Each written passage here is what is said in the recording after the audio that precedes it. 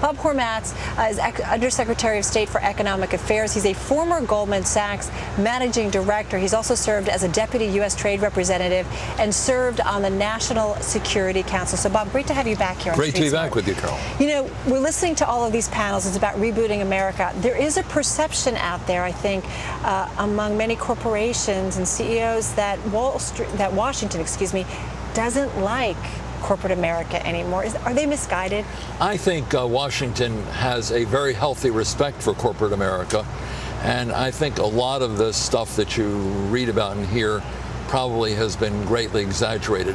One thing is clear, and that is we're not going to create jobs in this country over the next year, 2 years, 5 years without a strong private sector. Private sector jobs are what makes this economy work.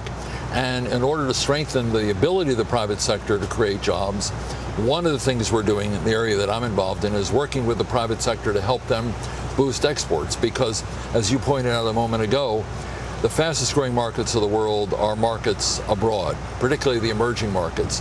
And a lot of big companies derive more than half of their profits from sales abroad. And those sales abroad also account for a huge amount of domestic employment in this country to produce the goods that we sell abroad. Now we're trying to help the big companies and also help a lot of small and medium-sized enterprises, which are the big additional employers in this country. Some of them export, but many of them do not. Some of them export only to a few countries, one or two.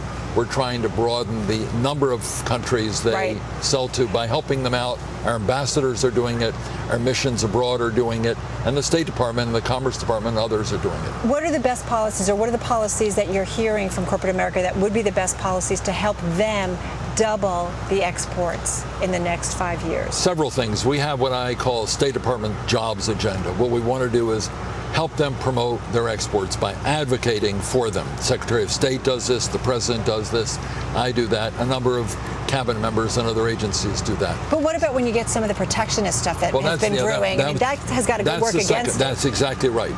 The second is to be very, very tough when our rights under the WTO, the World Trade Organization, are violated. We just filed or accepted petitions with the potential of filing cases against a number of countries. We have to protect and demonstrate to Americans that we're protecting our interests in the global economy. That's not protectionism, that's protecting our legal interests. Third, protecting intellectual property.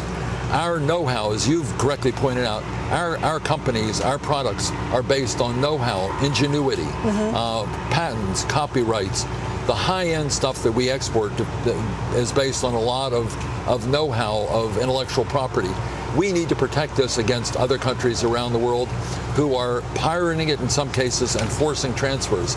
That's very important also. Now, you're going to be on a panel that's coming up a little bit later here. It's called India and China, the Advancing Giants. I mean, we all know that. What is it that you think we don't maybe get about those advancing economies?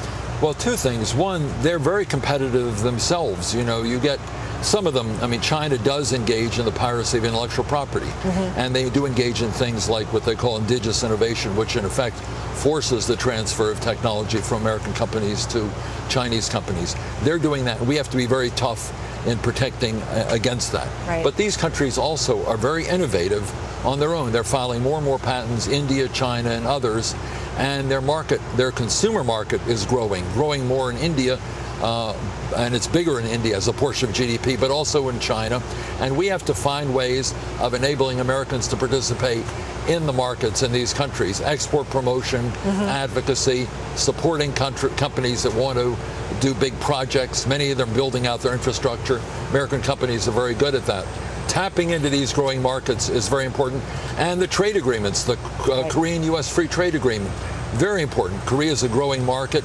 That when everything is worked out, will be an opportunity for American companies.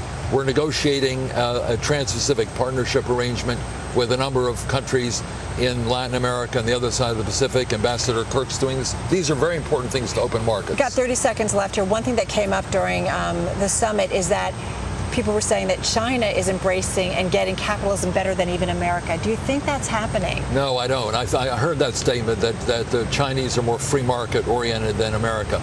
That really when you go to China, you realize there's certainly there's a strong free market ethic among many Chinese companies, small and medium-sized companies, but the large Chinese companies are mostly owned by the government, or the government has an enormous amount of influence. Right. The key to America is we still have that innovative spirit. We still need to let competitive forces work in this country, and we can't cut ourselves off from people who come in from the rest of the world, ideas and openness. Bob, thank you so much.